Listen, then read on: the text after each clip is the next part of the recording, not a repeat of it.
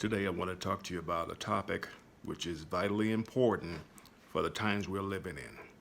Today I want to talk about how Satan do damage to mankind. How Satan do damage to mankind. And let's go to John chapter 10, and we're going to look at verse 10. We're just going to look at the first half of, verse 10. And it says this here. This was Jesus talking. He says, "The thief cometh not but to steal and to kill and destroy." So I'll leave off that. So here is how Satan do damage to mankind. He comes to steal your dreams, steal your hopes. He comes to kill everything that's trying to prosper in your life, to take you further and destroy it. That's pretty much the damaging part of what Satan is doing. If he can destroy everything, all your dreams, your goals, your hopes, and everything like that, then pretty much he's damaging you. And we're going to look at that in a few minutes, how since he been kicked out of heaven, the third heaven, that he has came down and done had great wrath on mankind, damaging mankind, destructive, damaging, suicides, shootings, all types of murders. He's damaged mankind. Satan's whole goal is to destroy man. You say, well, why? Because we are the only creation of the Father that was made in his image. Dogs, cats, horses, pigs, lions, all those different things, they are not made in the image of God. We as human beings are made in the image of God. So Satan hates that, because angels was created, and there's still many of the angels in heaven, but the wicked ones follow Satan down here to the earth. So he hates human beings. He hates us. So let's look at that. Go to Revelation chapter 12. Revelation chapter 12, and we're going to look at verse 12.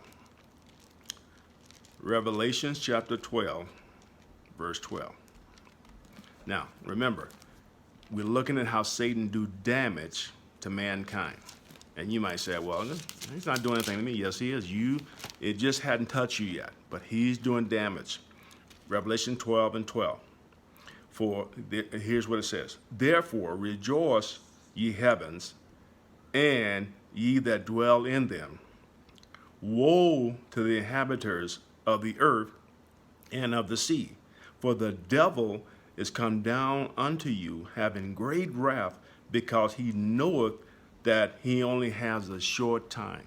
Now notice, here's John saying that, rejoice in the heavens, but in the earth, he didn't say rejoice.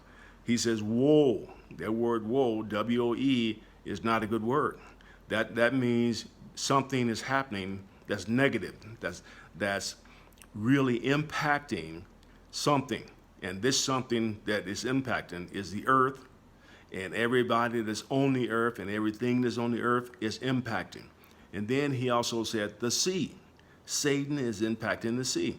If you notice, I saw once the world news, and they're talking about fish that's dying, they're dying. They don't even know what's called. It's a mystery illness. But we also know that mankind is putting all type of trash in the seas. All these companies is dumping like toxins and oils and different things in the sea. So guess what? Satan is behind all that. He's behind the money. He's behind all the power in the world system. He's behind that. So guess what? Satan is wreaking havoc on the earth and the inhabitants of the earth, all of us, and the sea, destroying things in the sea. So here, look at it again. He seeks to do damage to mankind. Now, let's go to 1 Chronicles chapter 21, and we'll start verse 1. And the reason I want to take you over there, because I want to show you how Satan was wreaking havoc then, at this time, on the king of Israel. 1 Chronicles 21, and we'll start at verse 1. Okay, here it is, verse 1. And Satan stood up against Israel and provoked David, which was a king, to number Israel. Verse 2. And David said to Joab and to the rulers of the people, go, number Israel from Beersheba even to Dan, and bring the number of them to me, that I might know it. Verse 3. And Joab answered, the Lord makes his people hundreds and 100 times so many more than they be, but my lord the king, are they not all the Lord's servants? Why does my lord require this thing? Why will he be caused to trespass Israel? See, Joab knew that when David decided to number Israel, that was not going to sit well with the Father in heaven, and it didn't. So go down to verse 7. And God was displeased with these things, therefore he smote Israel. Now, let's read verse 8.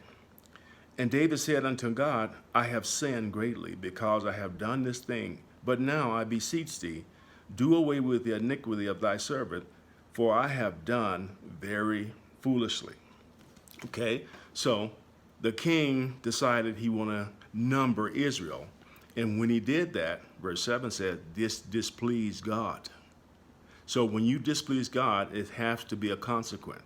So God gave David 3 things. Now, the consequences is not going to affect David alone. It's going to affect the people of God. So David's decision caused harm to come on Israel. And that happened because Satan provoked David to do that. So here's the 3 things. In verse 9, 10 says this here. Go and tell David, he told Gad the prophet, go and tell David, thus saith the Lord, I offer you 3 things. Choose one of them, that I may do it to you. Verse 11. And Gad came to David and said to him, thus saith the Lord, take which one you will. Either, verse 12, either 3 years of famine, or 3 months of devastation before your foes, while the swords of your enemies overtake you, or 3 days of the sword of the Lord and pestilence in the land, and the angel of the Lord destroying through all the borders of Israel. Now therefore consider what your answer shall return to him who sent me. Glory to God. So David said to Gad, I am in a great distressing perplexity.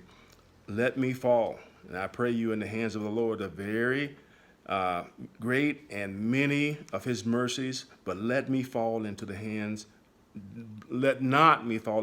of man. So the Lord sent pestilence upon Israel, and they fell in that land 70,000 men. So see here, David, provoked by Satan. Remember, we're talking about damage, how Satan does damage to mankind. David was provoked by him. He numbered Israel. God was displeased. God told the prophet, give him 3 choices. And David chose the pestilence in the land, and that's what happened. 70,000 people died because of his choice. Okay, so we're going to leave off right here. But remember, Satan is not your friend. Satan wants to kill, steal, and destroy everything you have. He wants to do damage in your life. Stay tuned. We got more coming. Bless you.